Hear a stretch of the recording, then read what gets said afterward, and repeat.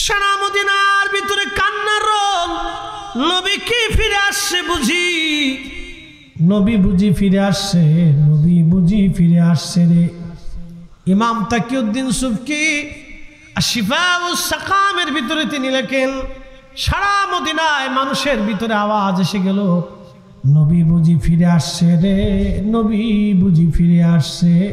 মদিনার মহিলারা কান্না করে, বাচ্চারাও কান্না করে, যুবকরাও কান্না করে, মদিনার মানুষ কান্না করে, সাহাবীরা গুন গুন করে কান্না করে। সারা মদিনায় কান্নার আওয়াজ বেড়ে গেল, নবী বুঝি আসছে রে, নবী বুঝি ফিরে আসছে। হযরত বেলাল যখন আযান দিলেন, আশহাদু আন্না মুহাম্মাদার রাসূলুল্লাহ,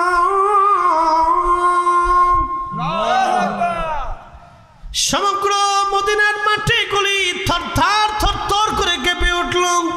মদিনার মাটি থরথর করে কেঁপে উঠল। পৃথিবীতে কোনোদিন কখনো হবে না, হয় নাই, হবে না, কারো আজানে পৃথিবী কেঁপে উঠবে না। একজনের আজানে পৃথিবীর মাটি কেঁপে উঠেছিল, তিনি বেলাল। বেলাল বেলাল বুঝেন তো, ওই দিন যদি মদিনার মাটি এইভাবে কেঁপে উঠছে, তাহলে মদিনার মানুষের হালত কি হয়েছিল বুঝতেই পারতেছেন। সাহাবীরা পাগল পারা হয়ে যেখানে সেখানে তারা বসে বসে কান্না করতেছিল, রসুল কি আমাদের মাঝে আবার ফিরে আসছেনি? আহা, সারা মদিনাতে কান্নার রোল পড়ে গেল। বেলাল অজ্ঞান হয়ে পড়ে গেলেন, আর তিনি আজান দিতে পারেন নাই, কোনোদিন আর তিনি আজান দেন নাই। মাটি থেকে সৃষ্টির সূচনা করলাম, বংশ বিস্তার করলাম আমি কেমনে? মাটি দিয়া বানাইলেন আদম আলাইহিস সালামকে, বংশ বিস্তার করলেন আল্লাহ কেমনে? আদম আলাইহিস সালামের বাম পাজরের বাঁকা হাড্ডি দিয়ে আল্লাহ আম্মাজান হাওয়া আলাইহিস সালামকে আল্লাহ বানাইলেন।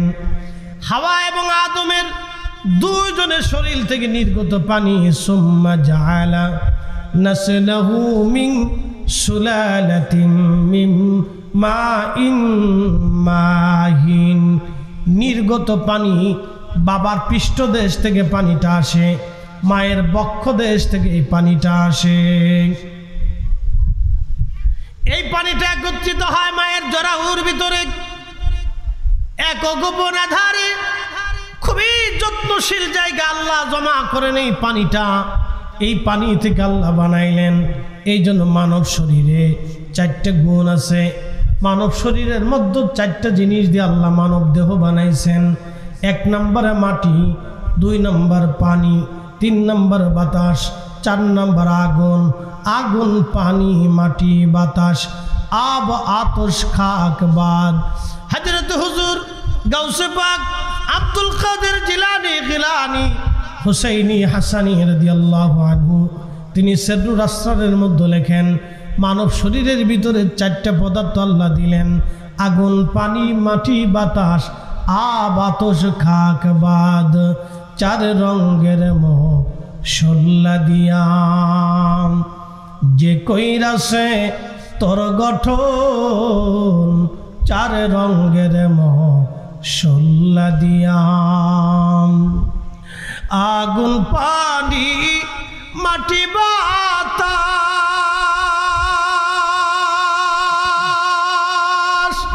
একই যোগে করিয়া প্রকাশ। আগুন, পানি, মাটি, বাতাস একই যোগে করিয়া প্রকাশ। ওরে দেখিলি না তুই কইরা তালাশ, ওরে দেখিলি না তুই কইরা তালাশ, কোন জায়গা সে মহাজন। 4 রঙের মশলা দিয়া, 4 রঙের মশলা দিয়া যে কইরাছে তোর গঠন, 4 রঙের মশলা দিয়া। আল্লাহুম্মা সাল্লি আলা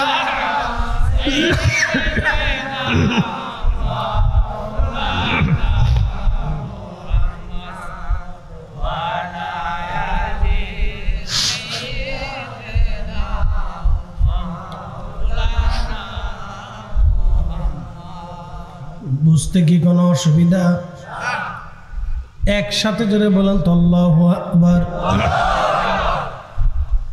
বললার মুসলমান, চারটে পদার্থ দিয়ে মানুষ আল্লাহ বানাইলেন।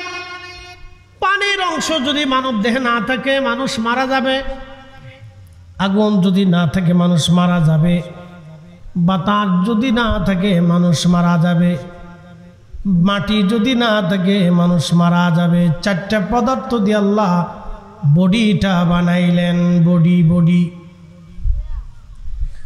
এই জন্য আল্লাহ বলেন আল্লাযী খালাকাকা, যিনি তোমাকে সৃষ্টি করলেন, ফাসাওয়াকা ফাআদালাক, সুবিন্যস্ত করলেন এবং সুঠাম করলেন, শক্তিশালী করলেন। হে মানুষ, ফি আই সূরাতিন মা শাআ রাক্কাবাক, এবং তিনি আল্লাহ যেমন করে ইচ্ছা তেমন করে তোমার সুরত আমার আল্লাহ বানাইলেন। একবার জোরে বলা যাবে কি আল্লাহু আকবার? অন্ধকে বানাইছে, ল্যাংড়াকে বানাইছে, বোবাকে বানাইছে, ভিখারিকে বানাইছে, ধনীকে বানাইলো। তাহলে আল্লাহ সবই বানাইলেন, কি জন্য বানাইলেন? আল্লাহ আদম সফিউল্লাহর পৃষ্ঠদেশে আল্লাহ হাত রাখলেন, সমস্ত আদম সন্তানের রূহ গলিয়ে আদম নবীর সামনে আসলেন। আদম নবী দেখে একজনে ধনী হবে, আরেকজন গরিব হবে, ল্যাংড়া হবে, কানা হবে, বোবা হবে, পাগল হবে, রাজা হবে, বাদশা হবে, আমির হবে, আলেম হবে, জালেম হবে, ইমাম হবে, মুসল্লি হবে, সর হবে, ডাকাত হবে। আদম নবী ডাক দেখে, রাব্বি, এরা সব আমার সন্তান। আল্লাহ তুমি চোর ডাকাত বানাইও না, অন্ধ কানা ল্যাংড়া বোবা বানাইও না, ধনী দরিদ্র বানাইও না, বৈষম্য দিও না। ইয়া আল্লাহ, আপনি আমার সব সন্তানদেরকে সমান বানায় দেন, কাউরে ধনীও দিয়েন না, গরিবও দিয়েন না, বোবাও বানায়েন না, অন্ধ বানায়েন না, সবাই এক লেভেল করে দেন। আল্লাহ ডাক দেখেন, আরে আদম, আমি এক লেভেল বানাবো না। বলে আল্লাহ কারণ কি? বলে আমি আমার বান্দাদেরকে পরীক্ষা করব। জোরে বলবেন কি সুবহানাল্লাহ? কি করবে? সবার ক্ষেতের ধান কি একরকম?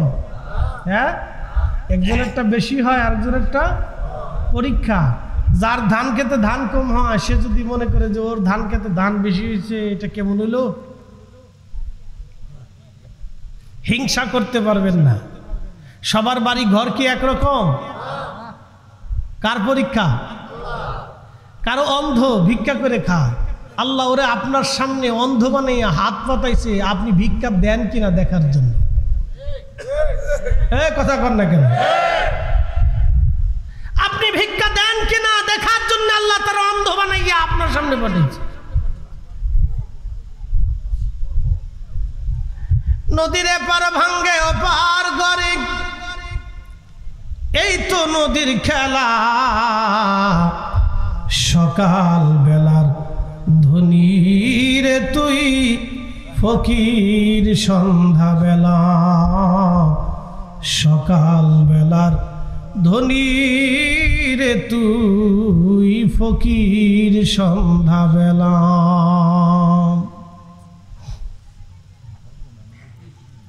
দুনিয়ার এই কিছু নিয়ে গৌরব করার কিছু নাই, মানুষের কিচ্ছু নাই। এই জন্য আল্লাহ বলে, রে মানব জাতি, কে তোমাকে আমি আল্লাহ থেকে জুদা করে দিল? তুমি কেন পাথরের সামনে সেজদা দিলা? কেন প্রতিমার সামনে মাথা নত করলা? কেন গাছের সামনে মাথা নত করলা? কেন সূর্যের সামনে তুমি মাথা নত করলা? কে তোমারে বানাইলো আর তুমি মাথা নত করলা কার সামনে? দিল কে আর তুমি মাথা নত করলা কার সামনে? আচ্ছা বলেন, তকদির কি আমাদের হাতে না আল্লাহর হাতে? এই যে খাবার আপনি যে খাচ্ছেন, 1 লাখ লোকমা খাবার ভাত, আপনি কি আল্লাহর এই লেখা ছাড়া একটা ভাতের দানা কি বেশি খেতে পারবেন? শুধু এদেশে এমনও টাকার মালিক আছে যারা শত শত কোটি টাকা, আমাদের দেশে একজন গ্রুপ ইন্ডাস্ট্রির মালিক মারা গেছেন, নাম বলবো না, চিনবেন। তিনার ইন্তেকালের সময় তিনি ৮০,০০০ কোটি টাকার সম্পদ রেখে গেছেন। কত হাজার কোটি? ৮০,০০০ কোটি টাকা ১,০০০ টাকার বান্ডিল করে, ১ লক্ষ টাকার বান্ডিল করে নোট করে যদি আপনাদেরকে বস্তা করে দেওয়া হয়, তো আপনারা সবাই নিয়ে সারতে পারবেন না, সবাইও নিয়ে সারতে পারবেন না। এত টাকার অর্থ সম্পদ সে রেখে চলে গেল। প্রত্যেক দিন ইচ্ছা করলে একটা হরিণ জবাই করে গোশত দিয়ে ভাত খেয়ে যেতে পারত, কিন্তু নসিবে, কথা কান্না কেন, নসিবে যেটা বাজেট ছিল এর বেশি খেতে পারে, যেটা বাজেট ছিল এর বেশি সে নিতে পারে, আছে কিন্তু খাইতে পারে নাই। প্রিয় উপস্থিতি, খুব মনোযোগ দিবেন। এই যে বডিখানা আল্লাহ মায়ের রেহেমের ভিতরে আল্লাহ তৈরি করতে লাগলেন, ওই পানি থেকে আল্লাহ পাক 40 দিন, প্রথম 40 দিন আল্লাহ মায়ের রেহেমের ভিতরে আল্লাহ রাব্বুল আলামিন পানিটাকে রিফাইন করতে লাগলেন। প্রথম 40 দিন রিফাইন করার পরে ওই পানিটাকে আল্লাহ রক্তপিণ্ড বানাইলেন। রক্তপিণ্ড, পানি রক্ত হলো। এই রক্তপিণ্ড থেকে আল্লাহ আরো 40 দিন রিফাইন করতে লাগলেন। ওই 40 দিন পরে আল্লাহ পাক এই রক্তপিণ্ডটাকে গোশতখণ্ড বানাইলেন। শুধু গোশত হলো, পানি থেকে রক্ত হলো, রক্ত থেকে গোশত হলো। বলেন, মায়ের পেটের ভিতরে যিনি পানি থেকে গোশত, রক্ত, রক্ত থেকে গোশত যিনি বানাইলেন তিনি কে? না আর কোনো ক্ষুধা আছে? যদি জন্মের ক্ষুধা ভিন্ন হয়, যদি স্বাস্থ্যের ক্ষুধা ভিন্ন হয়, যদি বিদ্যার ক্ষুধা ভিন্ন হয়, যদি পানির ক্ষুধা ভিন্ন হয়, যদি হায়াতের ক্ষুধা ভিন্ন হয়, মৌতের ক্ষুধা ভিন্ন হয়, রিজিকের ক্ষুধা যদি ভিন্ন হয়, তাহলে ক্ষুধায় ক্ষুধায় মারামারি লাগবে, প্রভু প্রভুতে মারামারি লাগবে। কি কথা কন না কেন? বলে কেমন বুঝাই দিচ্ছি। এই বাচ্চাদেরকে বসাই দেন তো, সব বাচ্চাদেরকে বসাই দেন, সব বাচ্চাদেরকে বসাই দেন, বসাই দেন। বাচ্চাদেরকে ছেড়ে দিয়েন না, সব বসাই দেন, নাহলে বাড়ি পাঠাই দেন। শোনেন, আপনাদেরকে আজকে একটা কথা বলি। আল্লাহর রসুল আমাদেরকে নিষেধ করছেন আমাদের ছোট্ট বাচ্চাদেরকে সন্ধ্যাকালীন সময়ে একাকী ছেড়ে দেওয়া। বলে কারণ কি? আল্লাহ রসুল বলছেন বিশেষ একটা জাতিকে আল্লাহ রাব্বুল আলামিন, জিন জাতিকে সন্ধ্যা লাগার সাথে সাথে পৃথিবীতে বিচরণ করার অনুমতি দেন। যেমন আমরা মানব জাতি সকালবেলা ঘুম থেকে উঠে ফজরের নামাজের পরে যার যার কাজের জন্য যেদিন ছুটতে থাকে, জিনেরা মাগরিবের আজান দেওয়ার সাথে সাথে পৃথিবীতে ছুটতে থাকে। ওদের কাজ হলো রাতে, আমাদের কাজ হচ্ছে দিনে। এই জন্য আমাদের বাচ্চাদেরকে সন্ধ্যাকালীন সময়ে একাকী ছেড়ে দেওয়াটা আল্লাহর নবী নিষেধ করছেন। ওতে বাচ্চাদেরকে কাছে রাখে, এটা রাখা ভালো। কারণ একটা নজরে বললে সে ভূতে ধরবে, সে ফকিরের কাছে দৌড়াইতে হবে। বুঝতে পারছেন? বাচ্চাদেরকে, মহিলাদেরকে, নারীদেরকে এই সন্ধ্যাকালীন সময়ে সাধারণত ঘর থেকে বের হওয়াটাই নিষেধ, ঠিক না। এই সময়টা আপনাদেরকে খুব সেভে থাকতে হবে। এটা সৃষ্টির পরিক্রমা, আল্লাহর ইচ্ছা, এটা আমাদের কারো ইচ্ছা নাই। আচ্ছা বলেন, সৃষ্টি কি আমাদের অধীনে না আল্লাহর অধীনে? সব আল্লাহর অধীনে। কার অধীনে?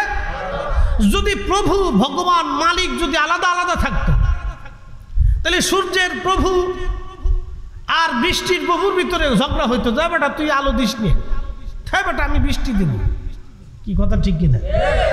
মায়ের রেহেমে আল্লাহর নবী বলতেছেন যে রেহেমের ভিতরে মানব জাতিকে আল্লাহ সৃষ্টি করেন পানি থেকে। ওই পানি দিয়ে প্রথমে 40 দিন রিফাইন হয়, এরপরে পানিটা রক্তপিণ্ড হয়, এরপরে ওই পানিটা গোশতের টুকরা হয়, এরপরে ওই পানি থেকে আরো 40 দিন রিফাইন চলে।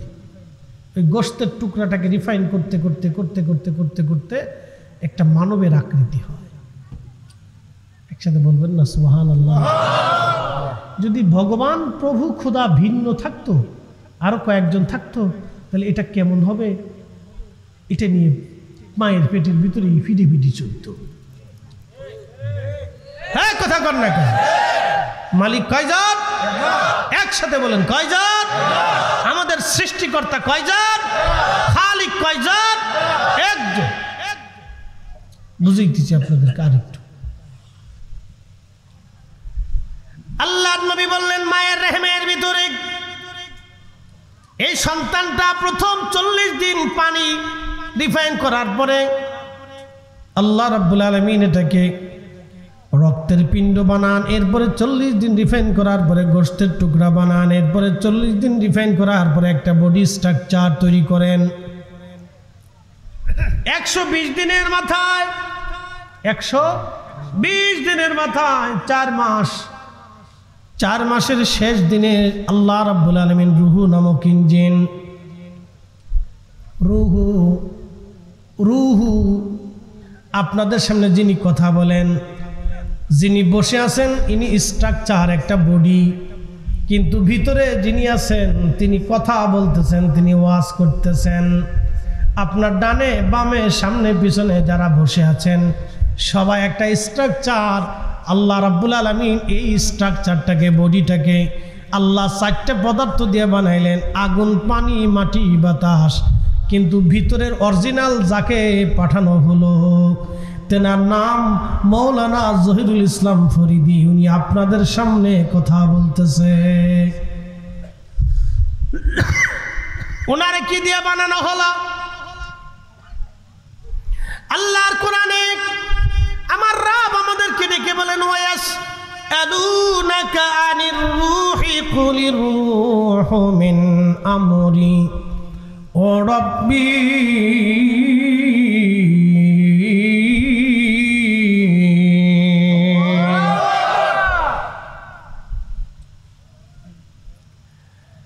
ওনাকে বানানো হলো কি দিয়া? কাফেররা এসে ভোট করে আল্লাহর নবীকে জিজ্ঞেস করলেন, হয় আল্লাহর নবী আপনি বলেন তো, বডি তো আল্লাহ বানাইলেন এটা দিয়া, কিন্তু রুহু বানাইছে আল্লাহ কি দিয়া? বলে দেন আজকে। আল্লাহ পাক ডাক দে বলেন, হাবিব আপনি আমার ওই বান্দা কাফের অবিশ্বাসীদেরকে জানায় দেন, ওয়ায়াসালুনাকা আনির রূহি কুলির রূহু মিন আমরি রাব্বি। এই রুহুটা আল্লাহর একটা হুকুম, এটা আল্লাহর হুকুম। আল্লাহর হুকুমে মানব দেহের ভিতরে জিব্রাইল আলাইহিস সালাম এসে ফুঁকায় দেন 4 মাসের মাথায়। কয় মাস? আবার বলে দেই, কয় মাস? 4 মাসের মাথায় মায়ের রেহেমের ভিতরে আল্লাহ জিব্রাইলকে দিয়ে রুহুটা ফুঁকায় দেয়, ঢুকায় দেয়। এটা আল্লাহর হুকুম। এই জন্য আল্লাহ বলছেন ওয়া ইন্না ইলাইহি রাজিউন, ও আল্লাহর কাছে ফিরে চলে যাবে। ও আসছে আল্লাহর কাছ থেকে, আবার আল্লাহর কাছে ফিরে চলে যাব। মাঝখানে সামান্য সময় আল্লাহ পরীক্ষা করার জন্য পাঠিয়েছে, কে আল্লাহকে মানো, কে আল্লাহকে মানবা না, কে নবীকে মানো, কে নবীকে মানবা না। আল্লাহ শুধু এটা দেখার জন্যে আপনাকে পাঠিয়েছে অল্প একটু সময়ের জন্য।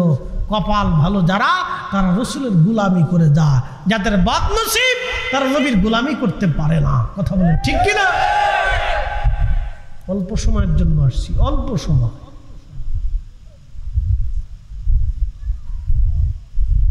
চার রঙের মশলা দিয়া যে কইরাছে তোর গঠন, 4 রঙের মশলা দিয়া আগুন, পানি, মাটি, বাতাস একই যোগে করিয়া প্রকাশ। আগুন, পানি, মাটি, বাতাস একই যোগে করিয়া প্রকাশ। দেখিলি না তুই কইরা তালাশ, কোন জায়গা সে মহাজন। 4 রঙের মশলা দিয়া, 4 রঙের মশলা দিয়া যে কইরাছে তোর গঠন, 4 রঙের মশলা দিয়া।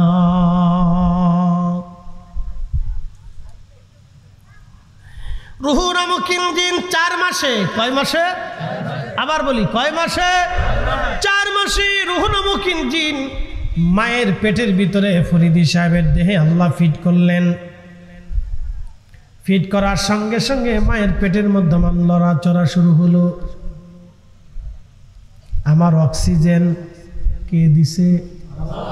যদি খোদা আরেকজন হইতো যিনি অক্সিজেন আলাদা করে দিবে, তাহলে ওই খোদা বলতো না আমি অক্সিজেন ওর জন্য সাপ্লাই দিব না, তো মায়ের পেটের ভিতরেই শেষ। খোদায় খোদায় যুদ্ধ, কি খোদায় খোদায় খোদায় খোদায় মারামারি। আর এক খোদায় যদি বলতো, বিদ্যার খোদা যদি আলাদা হতো, তাহলে বিদ্যার খোদা বলতো না আমি ওরে বিদ্যা দেব না, তাহলে পাগল হয়ে যাইতো। তাহলে এরকম আর এক খোদায় ওই খোদায় ফিটে ফিটি, কি কথা করলেন? এই জন্য আমার আল্লাহ বলেন কুল হুয়াল্লাহু আহাদ, হাবিব বলে দেন আমি আল্লাহ একজন। আল্লাহ জোরে বলেন আল্লাহ। বুঝাইতেছি আপনাদেরকে। আরো 40 মাস, দুঃখিত 1 মাস 40, 1 মাস 20 দিন, 120 দিন, 4 মাসের মাথায় আল্লাহ রূহ দিয়ে দিলেন। কি দিলেন? লড়াচড়া শুরু হলো। নিঃশ্বাস যিনি দিলেন তিনি কে? খাবার যিনি দিলেন তিনি কে? তাও কেমনে খাবার দিলেন? মায়ের নাভি দিয়া। কার নাভি? মার নাভি দিয়ে আমার নাভির সাথে অ্যাডজাস্ট করে দিলেন। মা খাইলে আমার খাওয়া হয়, মা ঘুমাইলে আমার ঘুম হয়, মার শরীরে পুষ্টি হইলে আমার পুষ্টি হয়। এই জন্য ডাক্তাররা ওই সময় বলে মাকে ভালো ভালো খাবার দেন, দুধ খাওয়ান, ডিম খাওয়ান এবং ছোট ছোট মাছ খাওয়ান, শাকসবজি বেশি করে খাওয়ান, পুষ্টিকর খাবার খাওয়ান। কারণ মার পুষ্টি হলে পেটের বাচ্চার পুষ্টি হবে। মা দুধ খাইলে বাচ্চার দুধ খাওয়া হয়। আর যদি ভগবান ভিন্ন হইতো তাহলে মার পেটের ভিতরে মারামারি চলত। মালিক কথা কন, মালিক কোন সন্দেহ?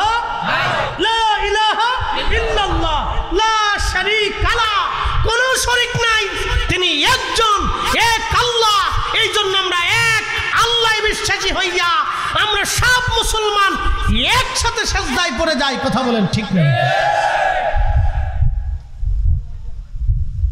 আরো বুঝাই,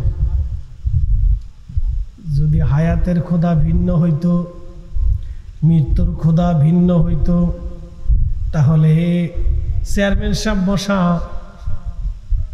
মৃত্যুর খোদা বলতো চেয়ারম্যানরা রাখা যাবে না, ওরা আমি নিয়ে আসবো। হায়াতের খোদা বলতো না তারে রাখবো।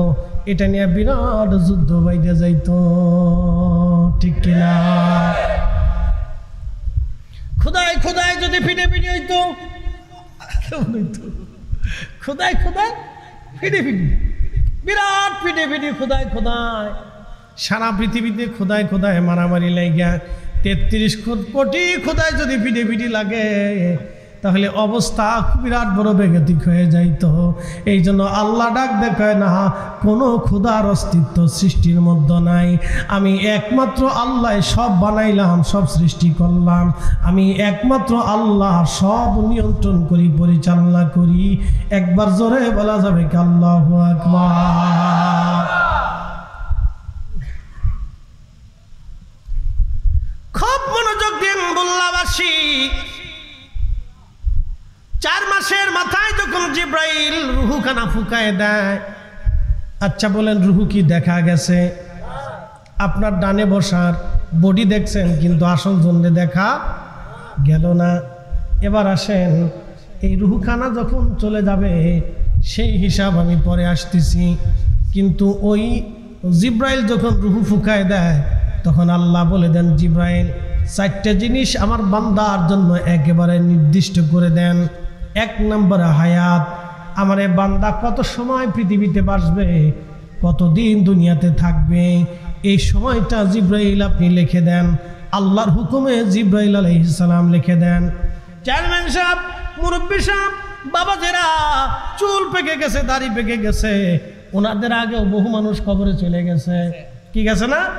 ওনাদের চোখের সামনে ভাতিজা, নাতি, পুতি, আত্মীয় স্বজন, ছোট ভাইরা কবরে চলে গেল, কিন্তু আল্লাহ ওনাদেরকে এখনো দুনিয়ার মধ্যে রেখে দিলেন। খোদা যদি 33 কোটি খোদা হইতো, তাহলে খোদায় খোদায় মিটিং বসতো। চেয়ারম্যান সাহেবরে কতদিন দুনিয়াতে হায়াত দেওয়া যাবে?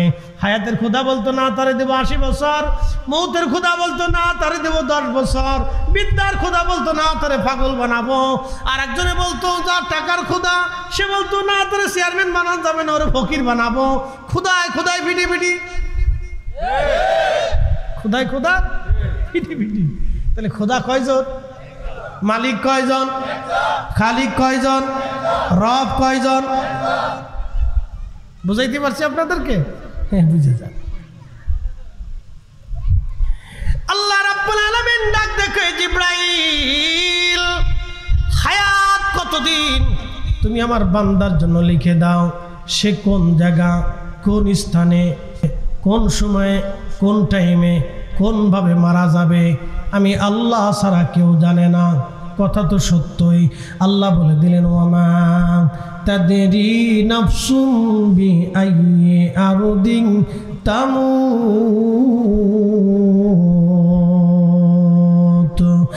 একদিন মাটি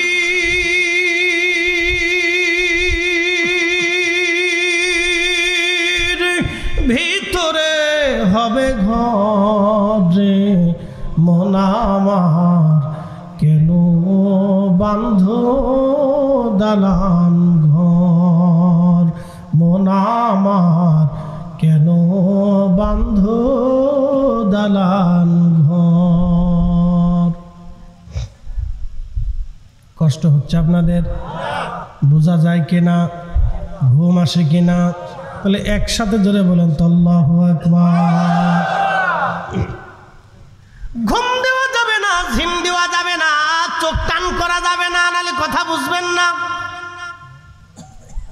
ওয়ামা তাদরি নাফসুম বিআইয়ি আরদিন তামুত, কোন জায়গা, কোন স্থানে, কোন মুহূর্তে, কোন অবস্থায়, কিভাবে, গাড়ির নিচে না সাপের কামড়ে, না স্ট্রোক করে, না ব্রেন স্ট্রোকে, নাকি মানুষের মার্ডারে, নাকি যুদ্ধ করতে যাইয়া, নাকি গলায় ঠেকিয়া, ভাত ঠেকিয়া, না বাঘের কামড়ে, না কুত্তার কামড়ে, কেমনে মারা যাবে আমি আল্লাহ ছাড়া কেউ জানে না। জিবরাইল, লিখে দাও তুমি বান্দার জন্য কখন, কোন অবস্থায়, কিভাবে, কোন সময়, কখন মারা যাবে। 1450 বছর আগে কোরআন আল্লাহ বলে দিলেন। তারও আগে থেকে, তারও পরে কোটি কোটি বছর ধরে পৃথিবীতে কত বড় বড় জ্ঞানী চলে গেল, বিজ্ঞানী গেল, সায়েন্টিস্ট চলে গেল, আল্লাহু আকবার, চিকিৎসা বিজ্ঞানীরা চলে গেল, বড় বড় পারমাণবিক বিজ্ঞানী চলে গেল, বড় বড় অর্থনীতিবিদ চলে গেল, পদার্থবিদ, রসায়নবিদ, যারা এইরকম বাতি জ্বালানোর, বিদ্যুৎ জ্বালানোর জন্য তারা জ্ঞান বিজ্ঞান গবেষণা করে আজকের মাইক বানালো, ভিডিও বানাইলো, এক জায়গায় বসে তামাম দুনিয়া দেখা যায়। আজকের এই মজলিস পৃথিবীর যে কোনো স্থান থেকে যে কেউ ইচ্ছা করলে লাইভের মাধ্যমে দেখতে পারে। বিজ্ঞান এটাও আবিষ্কার করলো, কিন্তু মানুষ কখন মারা যাবে, কোন মুহূর্তে, কোন সময়, কোনভাবে, আজও পর্যন্ত আবিষ্কার করতে পারে নাই। কারণ এটা আমার আল্লাহর আইনে।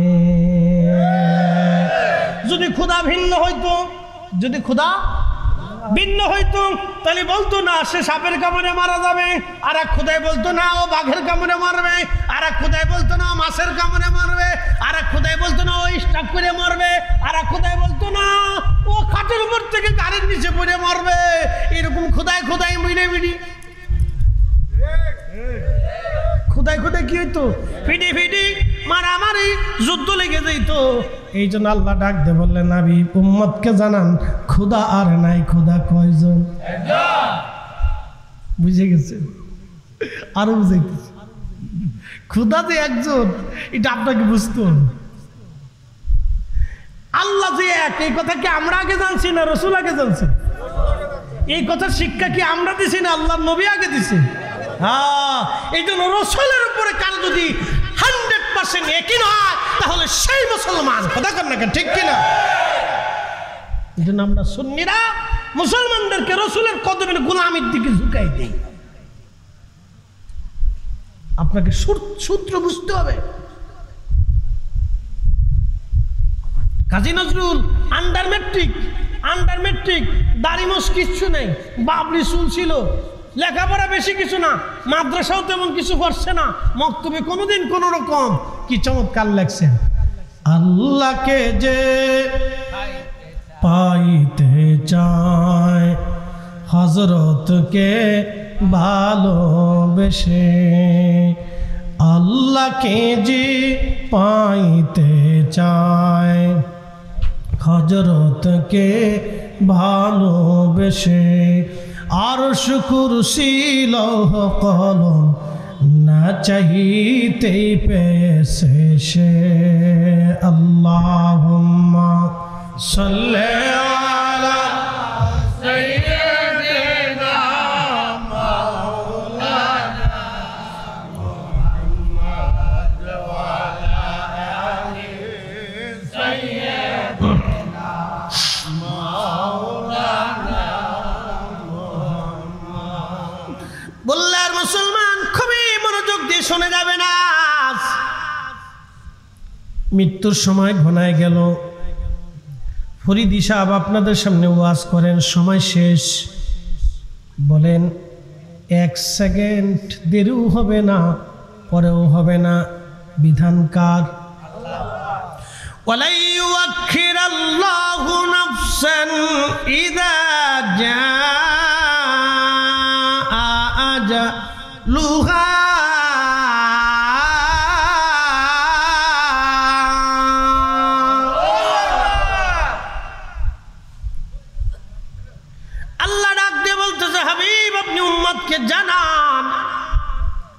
উম্মতকে জানান হায়াত শেষ হয়ে যাওয়ার পরে 1 সেকেন্ড আগেও না, 1 সেকেন্ড পরেও না, 1 সেকেন্ড আগেও হবে না, পরেও হবে না, আমার বান্দার হায়াত শেষ হয়ে যাওয়ার সঙ্গে সঙ্গে আমি নিয়ে আসব। আচ্ছা বলেন নিবে কারে আমাদের বডি? জোরে বলেন কি নিবে? কোন সময় দিছিল? মায়ের পেটে 1 মাস 4 মাসের সময়ে 120 দিনের মাথায়। একসাথে কোন আল্লাহু আকবার। আল্লাহর সূত্রের মধ্যে কোনো ভুল আছে? যদি ক্ষুধা 33 কোটি হইতো তাহলে বিরাট যুদ্ধ, পানাপানি, কিলিকিলি, মারামারি, গুতাগুতি। ক্ষুধা কয়জন? একজন। এই রূহ নেওয়ার জন্য আসছে আজরাইল। কি আসছে? রূহ নেওয়ার জন্য আসলো আজরাইল। দিলেন কখন? 120 দিনের মাথায়। মায়ের রহমে রূহ ছিল কোথায়? আলমে আরোহায়, রূহের জগতে। আল্লাহর কথার সাথে মিল আছে না নাই? কথার সাথে কাজের মিল আছে না নাই? কোরআনের কথার সাথে নবীর কথার মিল আছে নাই? সাদাকাল্লাহুল মাওলানাল আযীম ওয়া সাদাকা রাসূলুহুন নাবিয়ুল হাবিবুল কারীম। আল্লাহর কথা যেমন সত্য, নবীর কথাও তেমন সত্য। এই কথা কর না, ঠিক কি না? একসাথে হাত উঁচা করেন তো। রাত 12টা তো একটু জিম টিম আসতে পারে, একটু লাড়াচাড়া দেন। হাত উঁচা করে, দুহাত দুহাত।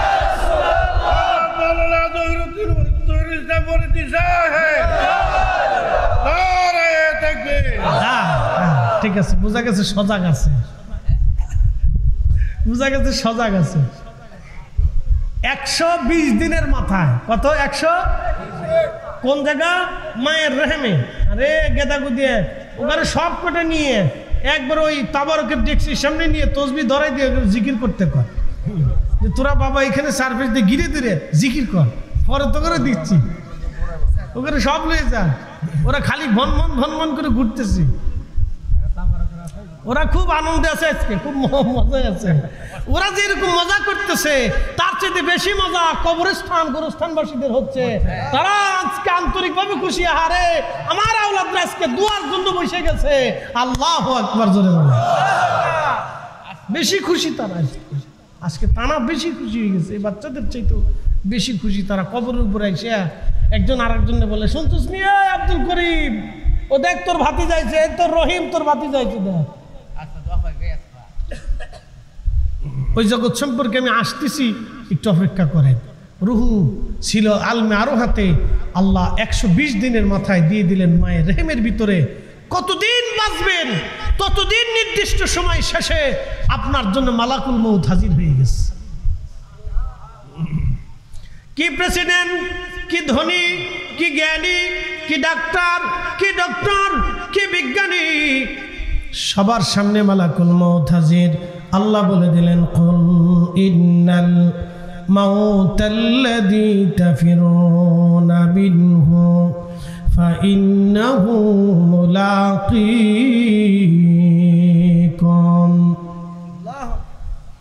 হুজুর আপনি বলে দেন মৃত্যু থেকে আমার বান্দারা পালায়। বন্ধুরে বলে দেন ওই মরণ থেকে পালানোর কোনো রাস্তা নাই। মালাকুল মউত তার সাথে মুলাকাত করবে। আচ্ছা আপনারা বলেন, এত বছর যিনি আপনার সঙ্গে সংসার করলেন, আপনার বেগম সাহেবা স্ত্রী, তার মৃত্যুর সময় যখন তাকে নিয়ে যাওয়ার জন্য মালাকুল মউত আসলো, তার কি দেখা যায়? যার সাথে সংসার করলেন এত বছর, তার বাহ্যিক সুরত দেখলেন কিন্তু ভিতরের জনকে আপনি দেখলেন না। তাকে যখন নিয়ে যাওয়া হয়, বলেন তারে যখন নিয়ে যাওয়া হচ্ছে তারে কি দেখা যায়? খাসার ভিতর চিন পাখি কেমনে আসে যায়।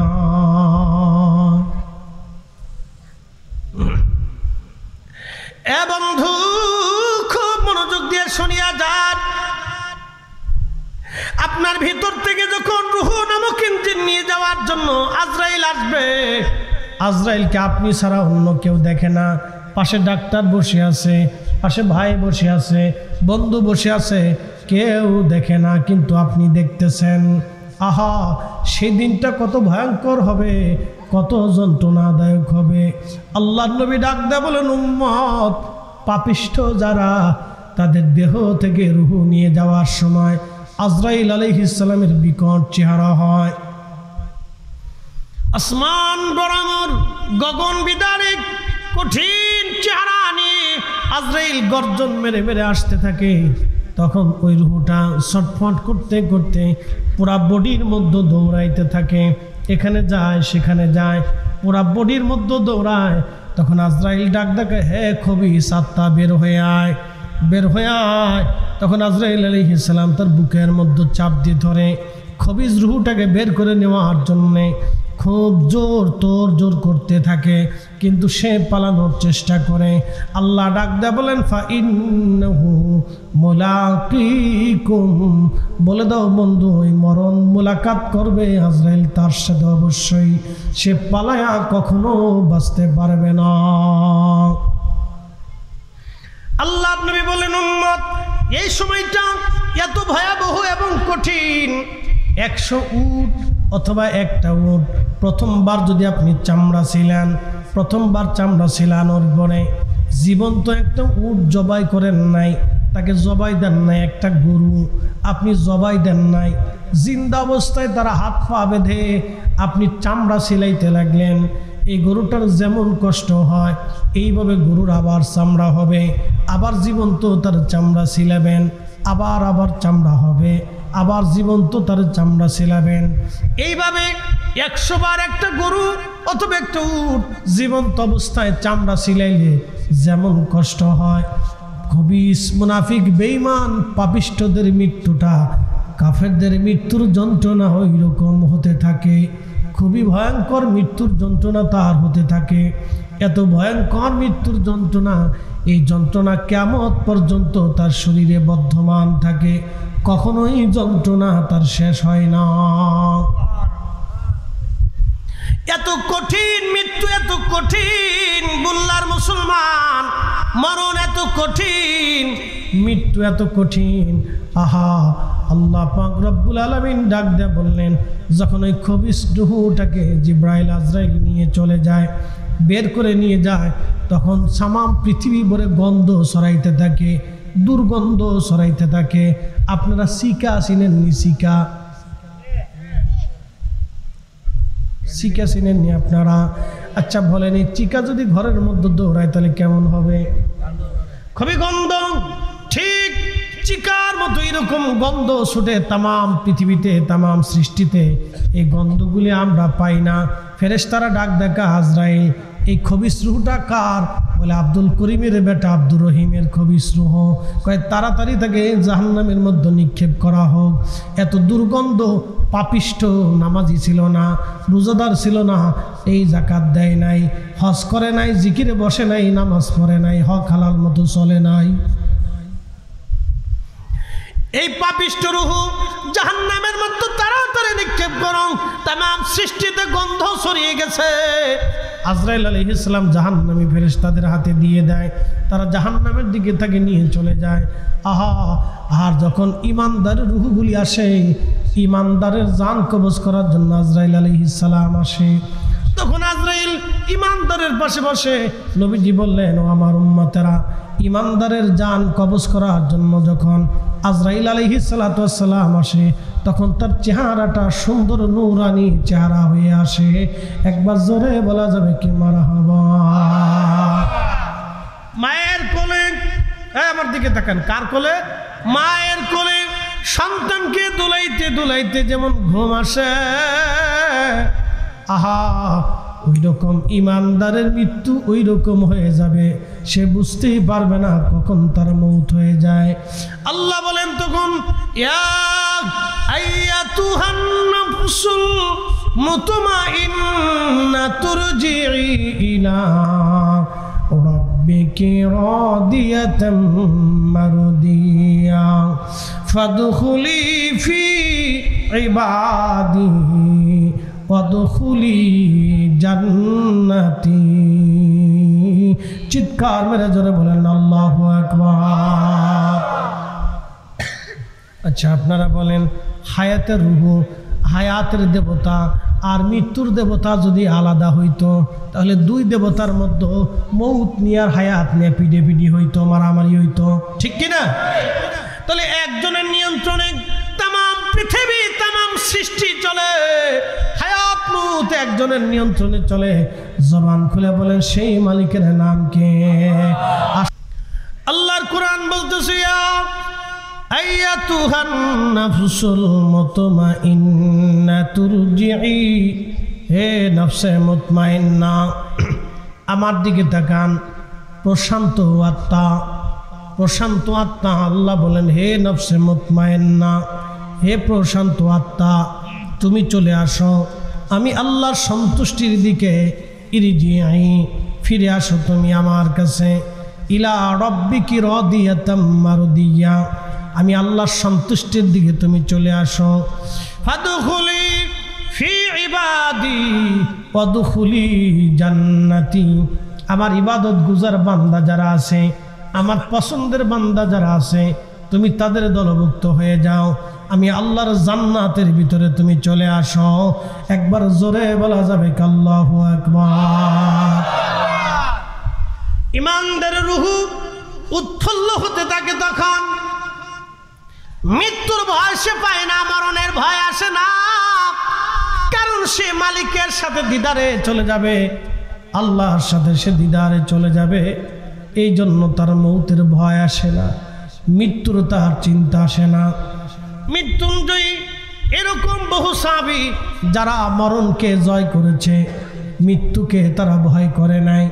তাদের ভিতরে একজন সাহাবীর নাম হযরতে খাব্বাব, একজন সাহাবীর নাম হযরতে ইয়াসার, একজন সাহাবীর নাম হযরতে সুমাইয়া, একজন সাহাবীর নাম হযরতে আব্দুল্লাহ, একজন সাহাবীর নাম হযরতে বেলাল, একজন সাহাবীর নাম হযরত খুবাইব, একজন সাহাবীর নাম হযরতে জুলবাজাদাইন, একজন সাহাবীর নাম জুলাইবিব, একজন সাহাবীর নাম হযরতে বেলাল। এরকম বহু সাহাবী যারা কালেমা পড়ার কারণে অনেক অত্যাচারের শিকার হয়েছিলেন, কিন্তু তারা মিথ্যার কাছে মাথা নত করেন নাই। আর একজনের নাম ইমাম হুসাইন, সপরিবারে কারবালায় শহীদ হয়েছিলেন তিনি, কিন্তু মিথ্যার কাছে মাথা নত করেন নাই। তারা মরণকে ভয় করেন নাই, মৃত্যুকে তারা জয় করেছিলেন। আল্লাহর দরবারে তারা হাসতে হাসতে চলে গিয়েছিলেন, কারণ তারা জানতেন আল্লাহর দরবারে তাদের জিয়ারা হবে, আল্লাহর সাথে সাক্ষাৎ হয়ে যাবে। যদি কোনোদিন আরবে যান, প্রচণ্ড গরম লু হাওয়া। এই বছর আমি হজে ছিলাম, আল্লাহু আকবার, এই বছরের মতো গরম কোনো বছর পরে নাই। বেশি গরম এই বছর হজে ছিল। 4 থেকে 5 হাজার হাজি শুধু গরমে মারা গেছে, হিট স্ট্রোকে শুধু হাজি মারা গেছে। এবছরে এত পরিমাণে হাজি মারা গিয়েছে, বিশ্ব রেকর্ডে এত পরিমাণে হাজি কোনো বছর মারা যায় নাই। শুধু হিট স্ট্রোকে হাজার হাজার হাজি হিট স্ট্রোকে মারা গেছে। প্রত্যেক দিন কাবাতে এমন কোনো নামাজ নাই যেই নামাজে কাবাতে জানাজা না হয়েছে। প্রত্যেক ওয়াক্ত নামাজে কাবাতে জানাজা হয়েছে। এত পরিমাণে হাজি বছর মারা গিয়েছে। আমার চোখের সামনে আরাফাতের মাঠে তাবুর পাশেই মিশরি হাজি একজন ছটফট করে মরে গেল, আর একজন মুমূর্ষ অবস্থায় কোন রকম জান যায় আসে আরাফাতের ময়দানে তার এই অবস্থায়। হিট স্ট্রোকে প্রচণ্ড গরমে হাজিরা পাগল পারা হয়ে গেল এই বছর। আল্লাহু আকবার। এত কঠিন প্রচণ্ড গরমে হযরত বেলাল রাদিয়াল্লাহু আনহুকে ধরে নিয়ে বেঈমানের দলেরা তাকে ওই মরুভূমির মধ্যে হাত পা গুলি বেঁধে নিয়ে বুকের মধ্যে পাথর চাপা দিয়ে ফেলে চলে আসতো। গরমে দু হাওয়াতে জিহ্বা পর্যন্ত শুকায় আসে, কলিজা পর্যন্ত শুকায় যায়। আপনি জানেন না, যদি হজে কোনো দিন যান তো দেখবেন আরাফা থেকে মুসলমান হাঁটা শুরু হয়। আরাফার রাত্রিবেলা মাগরিবের নামাজের পর থেকে সূর্য ডোবার পর থেকে আরাফা থেকে বের হতে হয়। মুজদালিফায় হেঁটে হেঁটে আসা, মুজদালিফায় রাত্রি যাপন করে কোনো রকম একটু সময় পাওয়া যায়, বিশ্রাম শেষ করে এরপরে ফজরের নামাজ পড়ে আবার হাঁটা শুরু হয়ে যায়। মুজদালিফা হয়ে মিনার মাঠ দিয়ে, মিনার পাশ দিয়ে আপনাকে হেঁটে হেঁটে আসতে হবে জমারাতে, যেখানে শয়তানকে পাথর মারা লাগে। সর্বপ্রথম ছোট শয়তানকে পাথর মেরে 7টা পাথর মেরে আপনি চলে আসবেন। ছোট শয়তানকে আপনি পাথর মারতে হবে।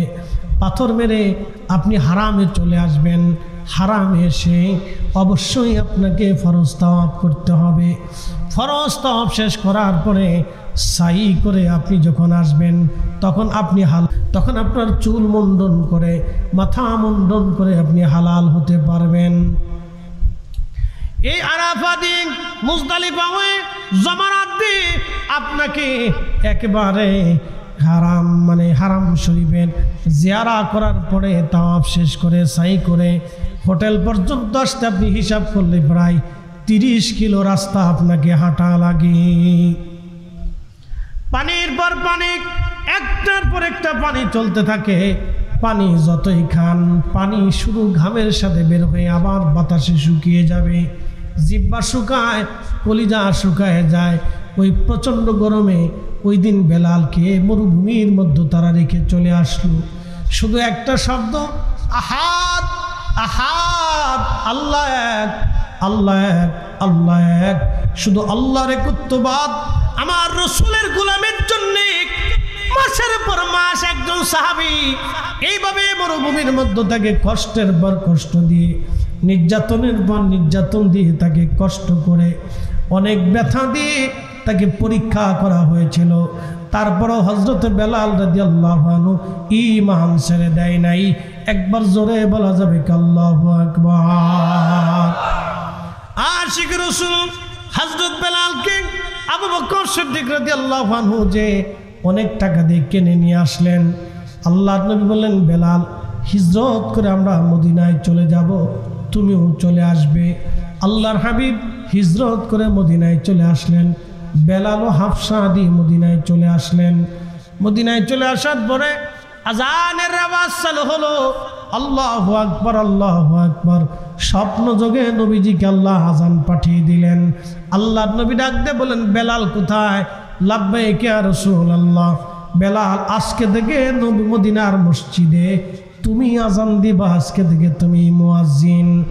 অথচ বেলাল কিন্তু আরবি ছিলেন না, তিনি আজমি ছিলেন, তিনি হাফসি ছিলেন, আফ্রিকার ইথিওপিয়ার দেশের মানুষ ছিলেন। তিনি হযরত বেলাল রাদিয়াল্লাহু আনহু, তিনি ইথিওপিয়ার দেশের মানুষ, কেনিয়ার দেশের মানুষ। ওখান থেকে তিনি মক্কায় বহুদিন তিনি আরবি জানতেন কিন্তু পরিশুদ্ধভাবে বলতে পারতেন না। আজান শুরু হলো, আজানের ভিতরে বেলালের সহি হতো না। আশহাদুর জায়গা কোনো কোনো বর্ণনায় আছে আশহাদুর জায়গা আশহাদু পড়তেন বেলাল। আজান বিশুদ্ধ হতো না, কিন্তু আল্লাহর নবী তার বিশুদ্ধতার দিকে তাকান নাই, নবী আমার প্রেমের দিকে তাকিয়েছেন। বেলাল ভুল হইলেও বেলালের হৃদয় ছিল শুদ্ধ। কথা বলেন ঠিক কিনা? তার প্রমাণ আমি দেই। আগের যুগে 3 গ্রাম মিলে একটা মসজিদ ছিল, অথবা 2 গ্রাম মিলে একটা মসজিদ, অথবা বিরাট একটা গ্রামের একটা মসজিদ ছিল। এখন তো পাড়ায় পাড়ায় পাড়ায় পাড়ায় মসজিদ। কথা ঠিক কিনা? আগে সারা গ্রামে কয়টা মসজিদ? একটা ছিল বা 2টা ছিল। সারা 2 গ্রাম মিলেও একটা মসজিদ ছিল। একজন ইমাম নামাজ পড়াইতেন, তাকে এলাকার লোক মুন্সি বলতো। মুন্সি সাহেব, দেখেন এলাকার মুন্সি হলে কি হবে? মুন্সি সাহেবের ঈমান এতটাই মজবুত ছিল, কোনো বাড়ির মহিলা যদি বেপরদায় রাস্তায় চলতো, ওই মুন্সি ওই বাড়ি খাবার খাইতো না। জোরে বলবেন কি আল্লাহু আকবার। এখন মসজিদ আছে, মুন্সিও আছে, হালালও আছে, হারামও আছে, সবই একসাথেই চলে।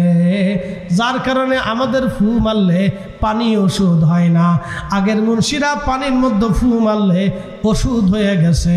জোরে বলা যাবে কি আল্লাহু আকবার। একই ছিল মজবুত। জমানের কেরাতের বিশুদ্ধতা ছিল না, কিন্তু হৃদয়ের বিশুদ্ধতা ছিল। বেলালের অন্তরের বিশুদ্ধতা ছিল খুবই মারাত্মক। মদিনার মসজিদের মুয়াজ্জিন সাতটিখানি কথা না। যদি কোনোদিন মদিনাতে যান, এখনো হযরত বেলাল যেখানে দাঁড়ায় আজান দিতেন ওই জায়গাটা এখনো আছে। মারহাবা কর। ওই জায়গাটা এখনো আছে। রিয়াজুল জান্নার ডান পাশে পিছনের দিকে এরকম একটা ছাদের মতো করা আছে। সময় গেছিলেন না? চেয়ারম্যান সাহেব গেছেন, উনি দেখে আসছেন, ছাদের মতো আছে। এইরকম একটা ছাদের মতো এতটুকুনি হবে। এই জায়গাটুকুনি হযরত বেলাল ওইখানে দাঁড়ায় আজান দিতেন। ওই ছাদটা ছিল বনু নাজ্জার গোত্রের এক মহিলা সাহাবীর বাড়ি। তার ঘরের ছাদ ছিল ওইরকম। যদিও বর্তমানে এটা পাকা করে টাইলস করা হয়েছে, কিন্তু তখন সেটা মাটি দিয়ে পাথর দিয়ে বানানো ছিল। ওই ছাদের উপরে দাঁড়ায় বেলাল আজান দিতেন। এখনো মুয়াজ্জিনরা মসজিদে নববীতে ওইখানে দাঁড়ায় আজান দেন। একসাথে বলবেন না মারহাবা।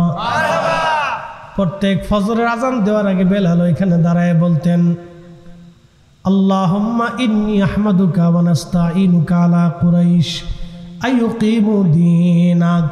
ফজরে আজান দেওয়ার পরে এই দোয়া হযরত বেলাল আগে পড়তেন। কিন্তু আমার দেশের ফজরের আজান দেওয়ার আগে আমার দেশের কিছু মুয়াজ্জিন ঘুমের দোয়া পড়ে। কিসের দোয়া? ঘুমের দোয়া পড়লে বেদাত হয় না, কিন্তু সালাতু সালাম পড়লে বেদাত হয়। কথা কর না কেন? ঘুমের দোয়া পড়লে বেদাত হয় না, কিন্তু সালাতু সালাম পড়লে বেদাত হয়। আজান দেওয়ার আগে কেরাত পড়লে, জিকির করলে বেদাত হয় না, কিন্তু দুরূদ শরীফ পড়লে বেদাত হয়ে যায়। এক মুখে 2 নীতি। বোঝা গেল অন্তরে নবীর দুরুদের বিদ্বেষ আছে। আমরা সুন্নিরা যতদিন বেঁচে থাকবো নবীর দুরুদ আমরা ছাড়ব না। কথা বলুন ঠিক কিনা? বুঝতে অসুবিধা হচ্ছে আপনাদের? বুঝে যাবে। কষ্ট হচ্ছে? বেশি রাত না, হয়ে গেছে আমার। একটু ধৈর্য ধরেন, 10টা মিনিট। আজান দিলেন বেলাল। আজানের মহিমা, আজানের ফয়জুদ এত কঠিন ছিল যে সাহাবে کرام ঘরের ভিতরে বসে থাকতে পারতেন না। উনি আজান দিলেন, এত মারাত্মক আকৃষ্ট করত না আজান। খালি মুখে আজান হতো, আজানের ফয়জুদ এতই মারাত্মক ছিল বেলালের। আল্লাহ বেলালকে দিয়ে হাসরের মাঠে আজান দেওয়াবে, জান্নাতের ভিতরে আবার আল্লাহ আজান দেওয়াবে। বেলালের আজান শুনে জান্নাতীরা মুগ্ধ হয়ে বসে থাকবে। হাসরের মাঠে বেলাল আজান দিবে রে, ওই আজানে হাসরবাসীরা কাঁদতে থাকবে। একবার জোরে বলবেন কি মারহাবা। আহা, পৃথিবীর যত মুয়াজ্জিন কিয়ামতের ময়দানে বেলালের সাথে তাদের হাসর নাসর হবে। সুবহানাল্লাহ কি বাড়ি যাইয়া। দুনিয়ার যত মুয়াজ্জিন কিয়ামত পর্যন্ত পৃথিবীতে মসজিদে আযান দিবে, সব মুয়াজ্জিনরা কিয়ামতের মাঠে হযরত বেলালের পিছনে দাঁড়াবে। আর দুনিয়ার যত কারি আছে কোরআন তেলাওয়াত করে, সব কারীরা হাসরের মাঠে উবাই ইবনে কাবের পিছনে দাঁড়াবে। দুনিয়ার যত বীর যোদ্ধা ছিল সব বীর যোদ্ধারা কিয়ামতের ময়দানে হযরত আলী রাদিয়াল্লাহু আনহুর পিছনে দাঁড়াবে। দুনিয়ার যত শহীদ ছিল সব শহীদরা কিয়ামতের মাঠে সাইয়্যিদুশ শুহাদা আমির হামজা রাদিয়াল্লাহু আনহুর পিছনে দাঁড়াবে। দুনিয়ার যত ন্যায়পরায়ণ শাসক, রাজা, বাদশা, মাতব্বর, সর্দার যারা বিচার করতেন ন্যায় বিচার, কিয়ামতের ময়দানে হযরত ওমর রাদিয়াল্লাহু আনহুর পিছনে দাঁড়াবে। দুনিয়ার যত জাহিদ, আবিদ, সালিহ, ওলি যারা ছিলেন তারা কিয়ামতের ময়দানে আবু যর গিফারি রাদিয়াল্লাহু আনহুর পিছনে দাঁড়াবে। দুনিয়ার যত ভদ্র শরীফ আল্লাহওয়ালা ব্যক্তি বুজুর্গ সব কিয়ামতের ময়দানে হযরত আবু বকরের পিছনে দাঁড়াবে। দুনিয়ার যত দানশীল ব্যক্তি যারা ছিলেন কিয়ামতের ময়দানে হযরত উসমান গনি রাদিয়াল্লাহু আনহুর পিছনে দাঁড়াবে। একবার জোরে বলবেন কি মারহাবা। বুঝে যান ও আর শুনে যান, আজকে সব মুয়াজ্জিন বেলালের পিছনে দাঁড়াবে। আজানটা কেমন ছিল? আল্লাহর নবীর দরবারে ইন্তেকাল মোবারকের পরে আবু বকরের জামানাতে বেলাল সিরিয়া থেকে দামেস্ক চলে গেলেন, মদিনা থেকে দামেস্ক চলে গেলেন সিরিয়ার। বহুদিন ঘুমের মধ্যে দেখে রাহমাতুল লিল আলামিন নবীজি বেলালের ঘরে তশরিফ এনেছে। নবীজি ডাক দিয়ে বলেন, বেলাল রে, কেমন জুলুম তুমি শুরু করছো আমার সঙ্গে? কেন তুমি আমার জিয়ারতে আসো না রে বেলাল? আমি নবীর জিয়ারতে আই রে বেলাল, কতদিন হলো তুমি আমার জিয়ারতে আসো না? স্বপ্ন নবীজি ডাকতেছে, বেলাল আয় আয় আয়। আহা, আজকে একজনকে ওয়াজ করতে শুনলাম, এই ভদ্রলোক ওয়াজ করতেছে নবীরে দেখলে জান্নাতে যাবে তার কোনো প্রমাণ নাই। লা হাওলা ওয়ালা কুওয়াতা ইল্লা বিল্লাহ। আল্লাহ মিশকাতুল মাসাবির ভিতরে হাদিস এসেছে, হযরত ওমর রাদিয়াল্লাহু আনহু বলেছেন, আল্লাহর নবী বলেছেন, যে আমাকে দেখলো সে জান্নাতি, যে আমাকে দেখছে তাকে যে দেখলো সেও জান্নাতি, যদি তাদের মধ্যে ঈমান থাকে। একবার জোরে বলবেন কি মারহাবা।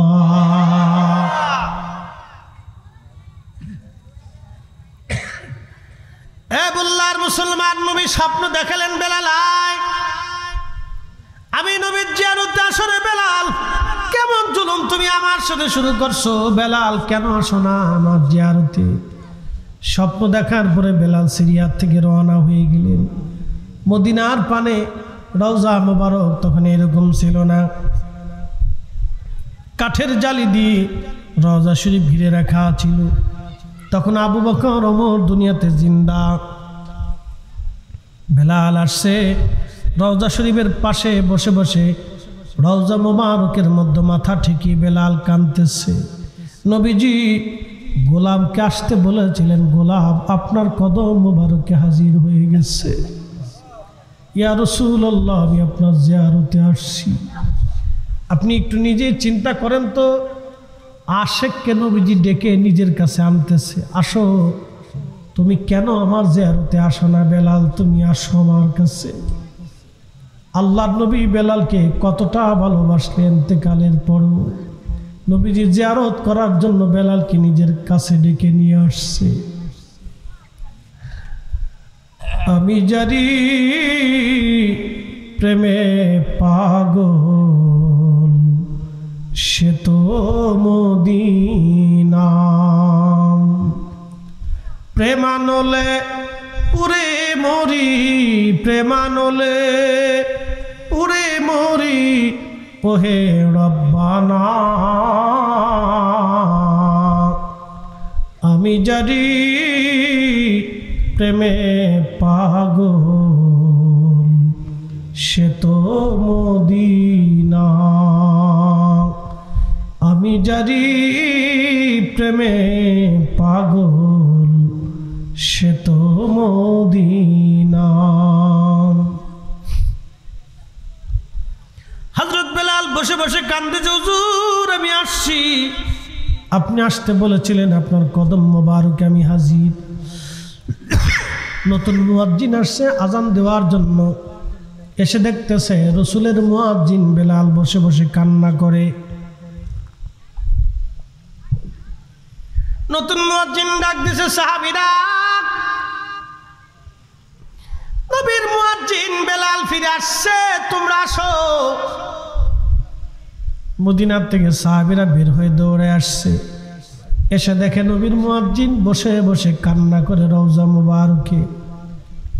ওমর আসলেন, উসমান আসলেন, আলী আসলেন, আবু বকর, তালহা, জুবাইর, সাহাবায়ে কেরাম এসে বলতেছে, বেলাল কতদিন হলো তুমি আজান দাও না, একটা আজান দাও।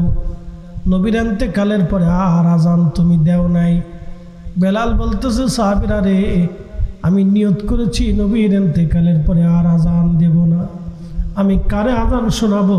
কে আমার আজানে নামাজ পড়াইতে আসবে বলো? বিরহ বেদনা এত কঠিন, প্রেমিক ছাড়া কেউ বুঝবে না। ইশকে রাসূল প্রেমিক ছাড়া কেউ বুঝবে না। বাবারে অনেক বিদ্যা হলে ইশকে রাসূল হয় না, অনেক অর্থ হলে ইশকে রাসূল হয় না। ইশকে রাসূল আল্লাহ যার কলিজার মধ্য দিয়ে দেয়, তিনি শুধু ইশকে রাসূলের অধিকারী হয়। কি কথা বলেন ঠিক কিনা? সবার অন্তর কিন্তু রাসূলের মহব্বতে কাঁদে না, সবার দিল কিন্তু রাসূলের ইশকে জিন্দা হয় না। হযরত বেলাল কাঁদতেছে, বলে না আমি আর আজান দেব না। সাহাবে کرام বলেন, হাসান হুসাইনকে ডেকে নিয়ে আসো। হযরত হাসান হুসাইনকে ডেকে নিয়ে আসা হলো। দুইজনের চেহারা আল্লাহর হাবিবের চেহারা মোবারকের মতো ছিল। নানা চেহারা দুইজনে পেয়েছিলেন। হযরত বেলাল রওজা শরীফ থেকে উঠে দৌড়াইয়া হযরত ইমাম হাসানের বুকের মধ্যে মাথা ঠেকাইয়া গুন গুন করে কাঁদতেছিলেন। আবার ইমাম হুসাইনের বুকের মধ্যে মাথা ঠেকা বেলাল কান্দে।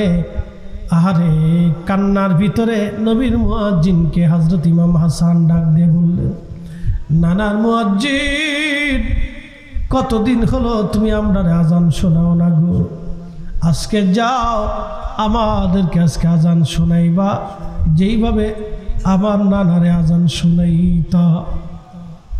হযরত বেলাল একটা দৌড় দিয়ে সেই মহিলার ছাদের উপরে দৌড়ায় চলে গেলেন। সেই ছাদটা এখনো মসজিদে নববীতে আছে। যদি কোনোদিন জাহান দেখবেন, একবারে রিয়াজুল জান্নার ডান পাশে পিছনের অংশে একবারে কাছাকাছি। ওইখানে দাঁড়ায় বেলাল আজান শুরু করলেন, আল্লাহু আকবার, আল্লাহু আকবার। সারা মদিনায় আজানের আওয়াজ ছড়ায় গেল। ঘর থেকে মহিলারা, বাচ্চারা, শিশুরা, বৃদ্ধরা সবাই মিলে মদিনার রওজা শরীফের দিকে, মসজিদে নববীর দিকে দৌড়ায় দৌড়ায় আসে। আশহাদু আল্লা ইলাহা ইল্লাল্লাহ,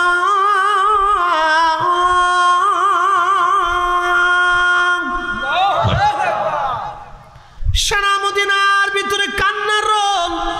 নবী কি ফিরে আসছে বুঝি, নবী বুঝি ফিরে আসছে, নবী বুঝি ফিরে আসছে রে। ইমাম তাকিউদ্দিন সুবকি শিফাউস সাকামের ভিতরে তিনি লেখেন, সারা মদিনায় মানুষের ভিতরে আওয়াজ এসে গেল, নবী বুঝি ফিরে আসছে রে, নবী বুঝি ফিরে আসছে, নবী বুঝি ফিরে আসছে। মদিনার মহিলারা কান্না করে, বাচ্চারাও কান্না করে, যুবকরাও কান্না করে,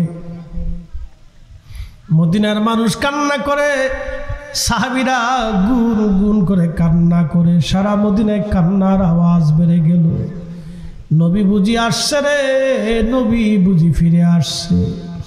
হযরত বেলাল যখন আযান দিলেন, আশহাদু আন্না মুহাম্মাদার রাসূলুল্লাহ,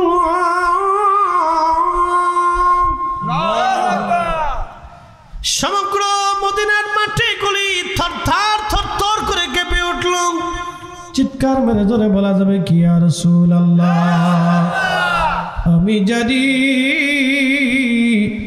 প্রেমে পাগল সে তো মদিনা প্রেমানলে পুরে মরি প্রেমানলে পুরে মরি ওহে রব্বানা আমি জানি প্রেমে পাগল সে তো মদিনা মদিনার মাটি থরথর করে কেঁপে উঠল পৃথিবীতে কোনোদিন কখনো হবে না হয় নাই হবে না কারো আজানে পৃথিবী কেঁপে উঠবে না একজনের আজানে পৃথিবীর মাটি কেঁপে উঠেছিল তিনি বেলাল বেলাল বেলাল বুঝেন তো ওই দিন যদি মদিনার মাটি এইভাবে কেঁপে উঠছে তাহলে মদিনার মানুষের হালত কি হয়েছিল বুঝতেই পারতেছেন সাহাবীরা পাগল পারা হয়ে যেখানে সেখানে তারা বসে বসে কান্না করতেছিল রসুল কি আমাদের মাঝে আবার ফিরে আসছেনি আহা সারা মদিনাতে কান্না রোল পড়ে গেল বেলাল অজ্ঞান হয়ে পড়ে গেলেন আর তিনি আজান দিতে পারেন নাই কোনোদিন আর তিনি আজান দেন নাই